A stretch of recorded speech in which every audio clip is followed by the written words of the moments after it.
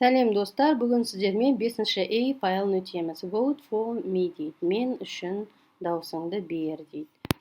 Грамматикалық тақырып can және can't деген екен. Бұл can және can't дегеніміз жалпы қазақ тілінде жоқ, ағылшын тілінде ғана бар. Модальдық етістік деп аталады. Адамның мен бір нәрсені жасай аламын деген қабілетіне байланысты, мысалы, мен өлең айта аламын, яғни өлең айта алатын қабілетсізде болса, онда осы мен I can sing деген сөзді айта алады екенбіз. Яғни я могу петь, мен өлең айта аламын деп. Бәрімізде дауыс бар, бірақ өлең айту ол жеке өнер, иә. Немесе сурет салу, барлығымыз қарындашты алып, шимай шатпақ жасай аламыз, бірақ ерекше әдемі сурет сала алатын художник дейді, суретшілер бар екен. Мен сурет сала аламын деген кезде I can draw деп айтады екенбіз. Міне, яғни 5-ші файл басталады vocabulary сөздіктен. I can play the guitar. Мен гитара шерте аламын. I can watch TV. Телевизор көре аламын. I can do exercises. Мен жаттығу жасай аламын. I can go to the gym. Мен спорт залына бара аламын дейді. Одан кейін тыңдалымға listing дейді. Мынандай 1, 2, 3, 4 түрлі эпизод беріпті. Осы эпизодтарды алдымен тыңдап алып, соның ішінде осы can деген модальды етістікті қалай қолданған, соны тыңдап көрейік. 12:30. In a long queue outside the conference centre in Manchester. Remember, you need ID. You can't come in if you don't have ID. Here's my passport. Thanks. Amy Jones. Yes, that's you. Okay, come in. Next, please. 12:45. In the waiting area with 350 other singers. Okay, Amy, sit here and wait until we call your name. Thanks. Are you here for the audition too? No, I'm not. I'm Amy's friend. Can I wait with her? Yeah, sure. Thanks. Let's sit here. I'm so nervous. Mike Smith, Pat Jones, Tony Cash, come with me. This way. Oh, good luck. Yeah, good luck. 4 o'clock. 3 hours later. My turn at last. Amy Jones, Naomi Williams, Justin Elliott. Can you come with me, please? It's your turn now. Oh, help! It's my turn. Oh, good luck, Amy. You can do it. Oh. Excuse me. Can my friend come with me? No, she can't. Oh. She can wait there. And you can't take your bag into the audition. Leave it with your friend. Okay. 4:15. In the audition with 3 judges. Really nervous. Amy Jones? What's your song? One day. We can't hear you. Is the microphone on? Oh, sorry. Sorry. Can you hear me now? Yes, that's fine. My song's One Day. Can you start, please?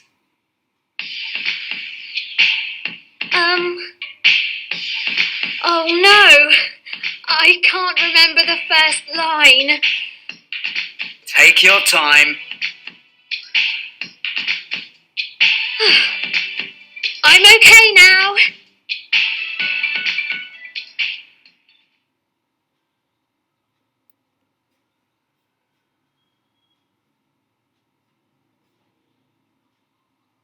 Міне, не туралы айтылды? 12-ден 30 минут кеткенде Манчестердегі конференция орталығына in a long queue дейді, яғни ұзын очередь, кезек дейді, сыртта, outside. Осы конференция орталығында екі қыз келеді, иә, Эми жолдас қызымен. Ол не үшін келді ол жерге? Яғни музыкалық жарыс болады. Соған конкурсқа қатысу үшін жаңағы таңдау күні болады, соған қатысуға келіпті. Жанында жолдас қызы бар. Мына тұрған security, яғни охранада тұрған жігіт не дейді? Паспорттарын сұрайды, иә. You can't come in дейді. Сіздер әйтпесе кіре алмайсыздар дейді. Бұлар паспорттарын көрсеткен соң, иә, сіздердің өз паспорттарыңыз болу керек, жақсы, өздеріңізде келсіздер, кіріңіздер дейді. 12-ден 45 кеткенде 350 басқа өлең айтуға келіп тұрған үміткерлер екен. Yeah, 350 other singers дейді. Waiting area, яғни зал ожидания, күту залында. Мынау кісі келіп, жандағы жолдас қызынан сұрайды, сізде осы жерде күтесіз ба, жоқ өлең айтасыз ба деп. Ол айтады, осы жерден сіз онда күтіңіз дейді. Сұрақ қойған, where does Amy's friend wait? Қай жерде күтеді дейді. How many people does the woman call? Қанша адамдарды шақырып дейді. Басқа да адамдарды шақырып жатады ары қарай. Сағат 4-те, 3 сағаттан кейін дейді. Бұның кезегі келеді. My turn at last. Сонымен менің кезегім дейді. What does Amy's friend say to her before she goes to the audition? Жаңа кіретін, жюрилер отырған бөлімге кіретін нен бұрын не сұрайды? Сізде барасыз ба дейді? Жоқ дейді. Осы жерде қалып, сөмкеңізді тастап, өзіңіз кәна кіресіз дейді. 4-тен 15 кеткенде жюридің алдына наконец бұл шығады. Сонда не дейді? Өлеңіңіздің аты қандай дейді? One day дейді. Микрофоны өшіп тұрып, оны қосыңыз дейді. Сосын музыка басталып кеткенде ол өлең айтпай тұрып қалады. Мен бірінші жолын ұмытып қалдым ғой дейді. Сонда жюри не дейді? Өзіңіздің уақытыңызды кетірмеңіз, үнемді пайдаланыңыз дейді. Яғни берілген уақытты айтып шығыңыз дейді. Міне сонда we can't hear дейді. Яғни біз естімей жатырмыз даусыңызды дейді. Сол кезде микрофонды ол жөндейді, иә? Яғни даусыңызды ести алмай тұрмыз дейді. Міне осындай контексте can деген глаголдың can деген дұрыс сөйлемде айтылу форматын көрсеткен екен. You can't sing дейді. Өлең айта алмай тұрсыз дейді. You can't come in if you don't have ID дейді. Егер жеке куәлігіңіз жоқ болса, ішке кіре алмайсыз дейді. Can you come with me please? Менімен жүрге бірге жүре аласыз ба дейді. She can wait there. Ол жерде күте алады дейді.